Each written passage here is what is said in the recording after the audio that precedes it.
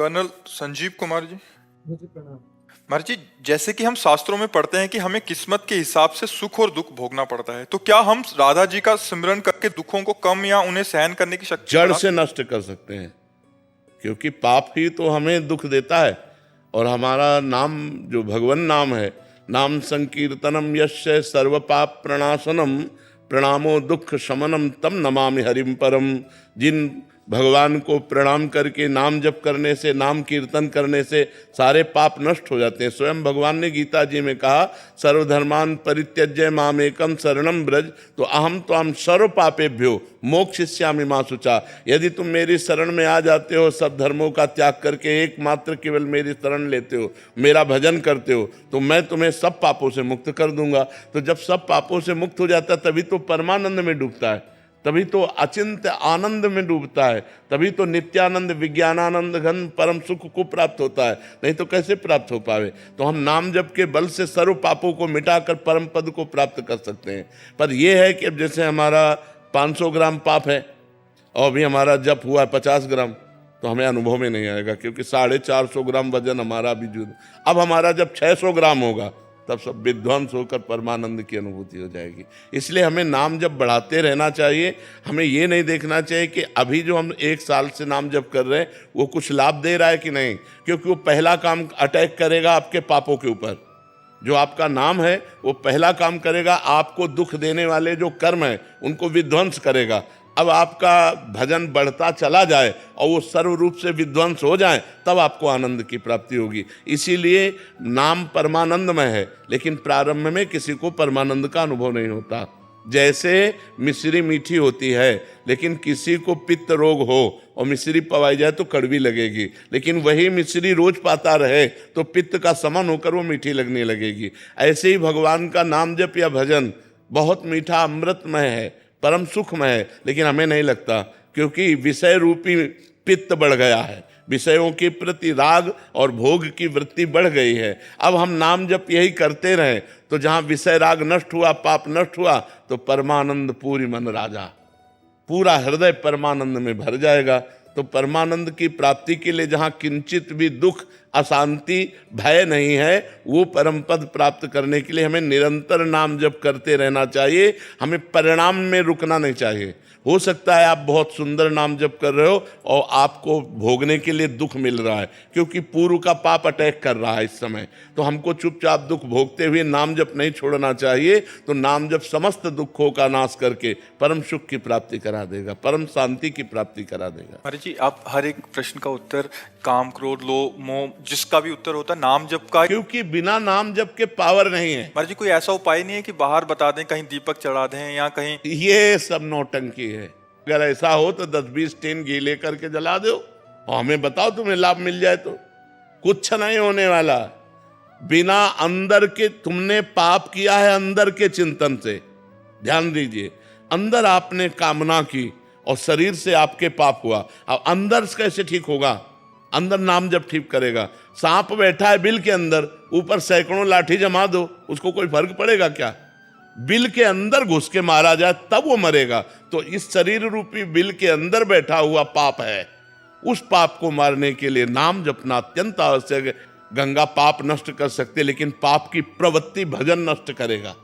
पाप किया, गंगा नहाया, फिर पाप किया, तो मतलब क्या रहा गंगा नहाने से? पाप की प्रवृत्ति का नाश होगा तो नाम जप से होगा, भजन से होगा। अगर भजन नहीं करोगे तो हर प्रश्न का उत्तर नाम जप है। अगर नाम जप नहीं करोगे तो समाधान हो ही नहीं सकता। या आप करके देख लो, जंतुर बंधवा के देख लो, हवन करवा के देख लो, कलावा बंधवा के देख लो, कुछ नहीं होने वाला। राम राम राम, राधा राधा राधा, सब बात कर। महाराज जी वो अच्छा लगता है कि दूसरे जैसे पंडित जी कर लें ठीक रहेगा, बट हमें कुछ ना करना पड़े। तुम करो पाप और पंडित जी करे जब, तो तुम्हारा कल्याण हो जाएगा। ऐसे हो जाए? नहीं, ऐसा कदापि नहीं हो सकता, कदापि नहीं हो सकता। तो महाराज जी बाहरी इससे मतलब उतना इफेक्ट नहीं पड़ेगा? महाराज बिल्कुल असर नहीं पड़ेगा। हम कह रहे हैं, देखो खास बात समझिए। स्वप्न में एक आदमी समुद्र में डूब रहा है। अब वो कह रहा बचाओ, आवाज बाहर जोर से निकली, मैं समुद्र में डूब रहा हूं, बचाओ। अब हम लोग सैकड़ों तैराक उसके सामने एकत्रित कर दें, नौकाएं एकत्रित कर दें, क्या वो बच सकता है? एक उपाय केवल है, जगा दो उसे। समझ रहे हो ना? उसे जगा दो। अब एक बूंद पानी नहीं, जब वो समुद्र में डूब रहा था। ऐसे ही ये जगत माया प्रपंच है। जब तक ज्ञान नहीं होगा, जब तक भजन नहीं होगा, जैसे उसका एक ही उपाय केवल जगा देना है। आप सैकड़ों तैराक एकत्रित कर लो, बचा नहीं सकते उसको। नौका, जल जहाज नहीं बचा सकते। क्यों? वो स्वप्न में डूब रहा है। उसको जगा दो, बस उसका स्वप्न टूट जाए, वो जग गया, अब वो बच जाएगा। जो सपने सिर काटे कोई, बिन जागे दुख दूर न होई। ऐसे ही जब तक आपको ज्ञान नहीं होगा, तब तक आप रोते रहोगे इस जगत के मोह में, राग में, काम में, क्रोध में, लोभ में। थोड़ा दान पुण्य किया, थोड़ा पाप नष्ट हुआ, फिर पाप किया, फिर इससे काम नहीं बने। काम बनेगा पाप की जड़ का नाश हो, और पाप की जड़ है पाप की प्रवृत्ति। उस प्रवृत्ति में जब तक ज्ञान नहीं जागृत होगा, तब तक बात नहीं बनेगी। इसलिए खूब नाम जप करना अत्यंत अनिवार्य है। महाराज जी, और कैसे पता लगेगा कि हमारे पाप नष्ट हो रहे हैं और हो गए हैं? जैसे जैसे पाप नष्ट होते जाएंगे, चिंता, शोक, भय, ये सब नष्ट होता जाएगा। अपने अंदर अपने आप हृदय में आने लगेगा, मैं निष्पाप हो गया हूं। अपने आप हृदय में आने लगेगा, मेरे पाप कम हो रहे हैं। अपने आप अनुभव में आएगा। जैसे जैसे भजन बढ़ता चला जाएगा, भगवान प्रिय लगने लगे, धर्म प्रिय लगने लगे, गंदे आचरणों से घृणा होने लगे। ये है पवित्रता का लक्षण। पापी पुरुष के हृदय की स्थिति क्या होती है? हर समय वो चिंता, डिप्रेशन, शोक में रहता है। हाँ, निगेटिव, उसका हर चिंतन निगेटिव हो, यहां तक निगेटिव हो जाएगा कि उस करने की वो सोच लेगा। अब उसको कल्पों तक भटकना पड़ेगा। अरे मनुष्य जन्म मिला है समस्या का समाधान करने के लिए, ना कि समस्या बढ़ाने के लिए। क्या समस्या बढ़ाना है, ना कि समस्या मिटाना है। लोग समझते नहीं है, सोचते हैं आप कर लेंगे तो हम समस्याओं का निदान कर लिया, और घोर समस्या में फंस गए। समस्या का निदान करने का उपाय मनुष्य शरीर था, उसको खो दिया। अब तो सवाल नहीं उठता। 83,99,999 योनियों में एक भी योनि ऐसी नहीं है जिसमें आप भजन करके भगवान को प्राप्त कर लें। 84 लाख योनि की पूर्ति मनुष्य शरीर से होती है। इसी मनुष्य शरीर से भजन करके हम अपना कल्याण कर सकते हैं। समस्त समस्याओं का निदान भजन है। अगर भजन नहीं तो कुछ नहीं है। दीपा गरोवर जी, राधे राधे। महाराज जी, अध्यात्म की ओर अपना सफर शुरू करने के लिए पहली सीढ़ी क्या है? प्रथम भगत संतन कर संगा। पहली सीढ़ी है संत महापुरुषों का संग करो। फिर दूसरी रतिमम कथा प्रसंगा। दूसरी सीढ़ी है भगवान के खूब लीला चरित्रों को सुनो। फिर गुरुपद पंकज सेवा तीसरी भक्त मान। फिर सदगुरुदेव का वर्ण करो और मान रहित होकर सदगुरुदेव की सेवा करो। और फिर चौथी भगत मम गुण गन करे कपट तज गान। फिर चौथी भक्ति है कि कपट का त्याग करके भगवान के लीला चरित्रों का गायन करो। फिर पांचवी सीढ़ी है जो गुरुदेव ने मंत्र दिया है, मंत्र जाप मम दृढ़ विश्वासा पंचम भगति सुवेद प्रकाशा। दृढ़ विश्वास करके भगवान में मंत्र का जाप करे। छठदम शील बीरत बहुकर्मा निरत निरंतर सज्जन धर्म। प्रपंच के कर्मों का त्याग करके धर्म के कर्मों को करते हुए खूब नाम जप मंत्र जप करते हुए जो सज्जन पुरुष आचरण करते हैं उन आचरणों को करे। सातों सम्मोहि मैं जग देखा मोते अधिक संत कर लेखा। सातवां साधन है सब में भगवान को देखना और संतों को भगवान से भी अधिक मानना। आठों जथा लाभ संतोषा सपने नहीं देखे पर दोषा। दूसरे का दोष दर्शन देखना, दूसरे की निंदा करना, ये सब छोड़ दे और निरंतर समभाव से रहते हुए जैसे भगवान रख रहे हैं उसमें संतुष्ट रहे। नवम सरल सब संचल ही ना मम भरोसे ही हरस न दीना। नवम है सरल स्वभाव रहे, न मन को टिलाई, बहुत धैर्य गंभीर स्वभाव वाला हो, दृढ़ भगवान का भरोसा हो, भगवान की प्राप्ति हो गई। प्रथम भगति संतन, प्रथम शुरुआत होती है संत संग से। राहुल शर्मा जी इंदौर से। राधा वल्लभ श्री हरिवंश महाराज जी, गुरुदेव भगवान, मनुष्य अपने जीवन में कर्म करने के लिए विवश है तथा मनुष्य द्वारा जो भी कर्म होता है चाहे कर्म करने के लिए विवश नहीं है, कर्म फल भोगने के लिए विवश है। नवीन कर्म करने के लिए स्वतंत्र है। पूर्व का जो किया हुआ कर्म शुभ और अशुभ है, अवश्य में वो भोक्तव्यम कृतम कर्म शुभाशुभम। पाप और पुण्य के फल को भोगने के लिए विवश है, नवीन कर्म करने के लिए नहीं। नवीन कर्म वो अच्छा से अच्छा कर सकता है, बुरा से बुरा कर सकता है, उसको छूट है। अब जो कर्म करोगे उसका परिणाम आपको आगे मिलेगा। समझ पा रहे? पवन कुमार जी हिसार से। राधे राधे महाराज जी। महाराज जी, नौकरी लगने से पहले मेरी भगवान में आस्था बहुत थी, और जिससे मुझे नौकरी भी मिल गई, वैसे ही मेरी श्रद्धा से शादी भी हुई, बच्चा भी हो गया। अब धीरे धीरे महाराज जी आस्था और मतलब भजन कम क्यों होता चला जा उसे रहा है? बढ़ना चाहिए, भजन तो बढ़ना चाहिए। हमारी जब कामनाओं की पूर्ति होती है तो हम उसमें लिप्त हो जाते हैं, भजन को छोड़ देते हैं। जिनके कारण कामनाओं की पूर्ति हुई उस कारण को छोड़ देते हैं और क्रिया पर आसक्त हो जाते हैं। पत्नी पुत्र परिवार मनोनुकूल मिल गया, भूल गए भगवान को। इसलिए हमें चाहिए कि हम अपना भजन और बढ़ावें, क्योंकि ये चीज़ें स्थायी नहीं हैं, ये स्थायी नहीं है। नौकरी भी छूट सकती है, पत्नी भी पधार सकती है, पुत्र भी पधार सकता है, आप भी पधार सकते हैं। ये मृत्यु लोक है, नाशवान है। फिर क्या हाथ लगेगा? न पत्नी साथ जाएगी, न पुत्र साथ जाएगा, न शरीर साथ जाएगा, न बैंक बैलेंस साथ जाएगा, न नौकरी साथ जाएगी। साथ जाएगा तो भगवान का नाम जाएगा ना। तो भजन क्यों छोड़ो यार? भजन तो बहुत भाग्य से करने को मिलता है। यदि थोड़ा भी मन भजन में लग रहा है तो उसको और बढ़ाना चाहिए, उसको छूट नहीं देनी चाहिए। भजन हो ना हो चलेगा, ऐसा नहीं, ठीक है, भजन करो। नागाराम चौधरी जी, राजस्थान से। राधे राधे। राधे राधे महाराज जी।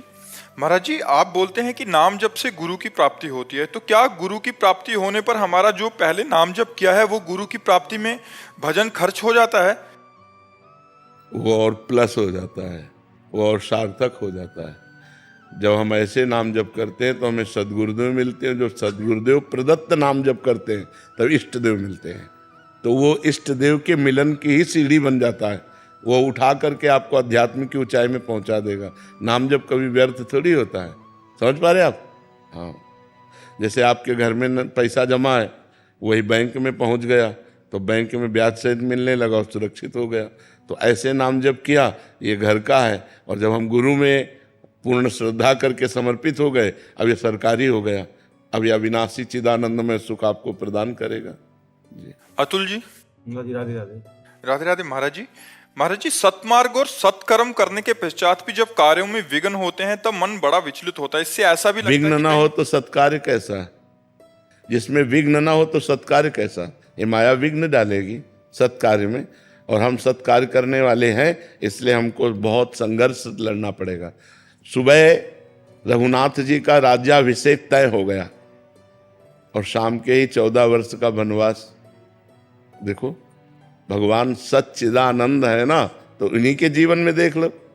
सुबह रघुनाथ जी का राज्याभिषेक होने वाला, पूरी अवध में आनंद बधाइयाँ बजने वाली हैं, और शाम के ही शोक पूरी अयोध्या में छा गया। माता कैकेयी जी के द्वारा ये 2 वरदान मांगे गए, 14 वर्ष विशेष उदासी, भगवान का वनवास और भरत जी का राज्याभिषेक। महाराज का प्राण छूट जाता है, दशरथ जी का। सब माताएं वैधव्य को प्राप्त होती हैं। पूरी अयोध्या 14 वर्ष तक वियोग अग्नि में जलती है, और कहाँ सुबह आनंद होना था।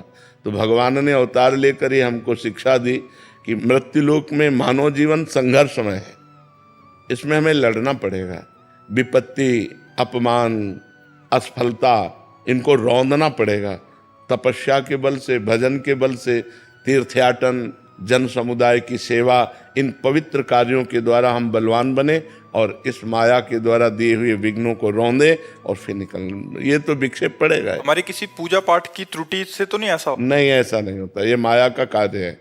माया स्वयं अपना स्वरूप प्रकट करती है जब, तो 3 गुण हैं, सत्वगुण, रजोगुण, तमोगुण, और यही कोई न कोई रूप रख करके विक्षेप पहुंचाते हैं हमारे मार्ग में।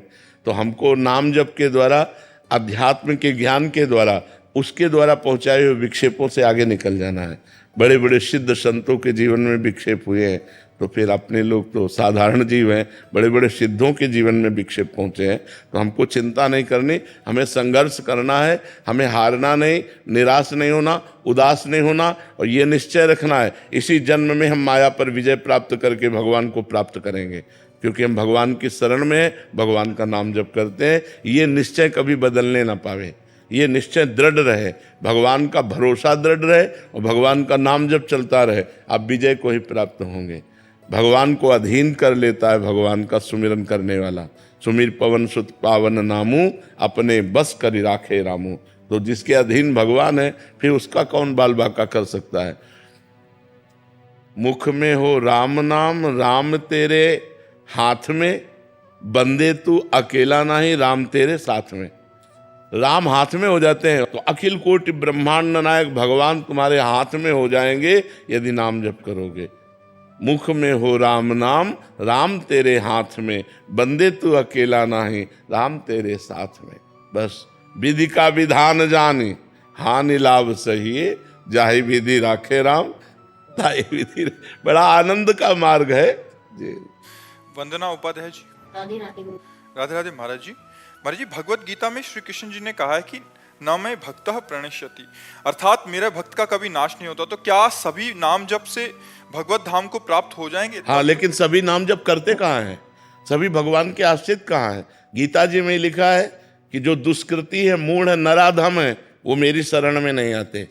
रामचरितमानस में लिखा है, पापवंत कर सहज स्वभाऊ, भजन मोर ते भाव न काऊ, जो पे दुष्ट हृदय सोई होई, मोरे सन्मुखाव की सोई। तो सब कहाँ नाम जप करते हैं? सब कहाँ भगवान के शरण में? अगर ऐसा हो तो विश्व मंगल स्वरूप हो जाए, अभी राम राज्य छा जाए। यदि हम भगवान के शरणागत होकर पापाचरण का त्याग करके नाम जप करें, अभी हमारा मंगल हो जाए, अभी हमारा कल्याण हो जाए। अमित जी। राधे राधे महाराज। राधे राधे महाराज जी। महाराज जी, कभी ऐसी परिस्थितियां उत्पन्न हो जाती हैं कि हमारे द्वारा बनाया गया दैनिक नियम था जो नाम जप का, तो पूरा नहीं हो पाता। ऐसे में नियम भंग होने के कारण हमें नाम जप का पुण्य प्राप्त हो सकेगा या नहीं? अगले दिन फिर हम प्रयास, जैसे आपका 11 माला का नियम है, आज आपने 2 माला जप किया तो अगले दिन की 11 प्लस 9। अगर आपका 5-6 दिन छूट जाता है तो 4-4 माला बढ़ाते चले जाइए रोज दिनचर्या में और उनको पूरा कीजिए। इससे हमारा भजन बढ़ेगा, इससे हमारा सुकृत बढ़ेगा, इसमें हमारा मंगल होगा। नियम निष्ठा नहीं तोड़नी चाहिए। मतलब किसी समस्या में हम फंस गए, अब 10 दिन हमसे हमारी दिनचर्या नहीं हो पाई, तो अब हम 11वें दिन, मान लो 11 माला, तो 11 माला और 5 माला एक्स्ट्रा करते हैं। अब तब तक हम 5 माला एक्स्ट्रा करते चले जाएंगे जब तक हमारा 10 दिन का वो पूरा कवर नहीं हो जाएगा। ऐसे भजन किया जाता है। गृहस्थी में समस्याएं आ सकती हैं कि आप नियम पूरा नहीं कर सकते, तो उसको अगले दिन पूरा कीजिए, उसके अगले दिन पूरा कीजिए, 3 दिन में 4 दिन में उसकी कमी को पूरी कीजिए। समझ पा रहे हैं आप? सुनीता जी मेरठ से। श्री हरिवंश महाराज जी। महाराज जी, अगर भगवान के समक्ष किया गया संकल्प पूरा ना कर पाए तो प्रभु क्षमा कर देते हैं? अरे हम बच्चे हैं, हमारा क्या संकल्प? हमसे तो गलतियां होती ही रहेंगी, हमसे तो त्रुटि होती रहेंगी, पर प्रयास करें, जो हम नियम लें उसको पूरा करें, प्रयास करें। अगर हम प्रयास में असफल होते हैं तो भगवान नाराज क्यों होंगे? वो बहुत गंभीर पिता हैं, वो उदार शिरोमणि पिता हैं, हम उनके बच्चे हैं। बच्चों से त्रुटि हो जाए तो पिता नाराज थोड़ी होते हैं। वो तो बहुत बड़े हैं, बहुत कृपालु हैं, बहुत उदार हैं। पर हमें चाहिए कि हम जो नियम लें, जो संकल्प करें, उसे पूरा करना चाहिए। ऐसे सहसा संकल्प नहीं लेना चाहिए, लेकिन जो संकल्प ले उसे पूरा करें। अगर नहीं कर पाते हैं तो भगवान से निवेदन करें, प्रार्थना करें कि प्रभु हमें बल दो, मैं उस संकल्प को पूरा करूं। बकाया उसमें कोई हानि नहीं है कि कोई हानि हो जाएगी। वो मंगल भवन अमंगल हारी है, कभी अमंगल तो कर ही नहीं सकते जी। राम चौधरी जी। महाराज जी, आपके चरणों में कोटि कोटि प्रणाम। गुरुदेव भगवान, आपकी कृपा से नाम जप हो जाता है, लेकिन मेरे से और साधन नहीं बन पा रहे। जैसे कि मतलब कोई भी नियमावली हो या पाठ आदि हो, मेरी श्रद्धा चलेगा, बस केवल नाम जप करते रहो, इसी से भगवत प्राप्ति हो जाएगी। निरंतर नाम चलाते रहो, बस इसी से काम बन जाएगा। पर पापाचरण नहीं होना चाहिए, साइड में परहेज है, दवा के साथ साइड में परहेज है। अगर गंदे आचरण करोगे, पापाचरण करोगे, तो नाम जब उसी को भस्म करने में लगा रहेगा तो तुम्हें आनंद की अनुभूति कब होगी? इसलिए पापाचरण का त्याग करके यदि केवल नाम जप किया जाए तो नाम जप मात्र से ही भगवत प्राप्ति हो जाएगी, सब दुखों का नाश हो जाएगा, सर्वानंद हो जाएगा। भगवान का नाम सर्व सामर्थ्यशाली है। हर्षिता। महाराज जी, मेरा प्रश्न है कि हम अपने हर कार्य, हर परिणाम के लिए खुद को भगवान के चरणों में समर्पित कर देते हैं, तो क्या ये समर्पण हमें आलस्य प्रदान तो नहीं कर देगा? नहीं, कैसी बात करते हो? भगवान का समर्पण वीरता प्रदान करता है कि आलस्य? भगवान के चरणों में समर्पण कर देने का मतलब सर्व मंगलमय। और वो बहुत धन्यवाद है कि आप हर क्रिया को भगवान के चरणों में समर्पित करके करें। अगर ऐसा कुछ है कि भगवान सब कर देंगे और हम पापाचरण करते हैं, फिर गलत बात है, ये कायरता होगी। हम गंदे आचरण कर रहे हो, भगवान की कृपा से हमारा मंगल हो जाएगा, ऐसा कैसे हो रहा है? हम अच्छे कार्यों का संकल्प करते हैं पर भगवान की शरण में होकर कि प्रभु अब आप देख लीजिए, अब मैं सतमार्ग में चल तो रहा हूं पर मैं चलने लायक नहीं हूं, ना मैं इंद्रिय विजयी हूं, ना मैं काम विजयी हूं। प्रभु पर भरोसा आपका है कि आप मुझे जिता दोगे, आप मुझे निकाल दोगे, तो निकल जाएंगे। फिर भगवान की कृपा, ऐसे चला ही जाता है। ऐसे ही अहंकार करके थोड़ी सतमार्ग में चला जाता है कि मैं ऐसा कर लूंगा, नहीं, भगवान की कृपा से हो जाएगा, प्रयास हमारा, सफलता भगवान की कृपा, ऐसे चला जाता है।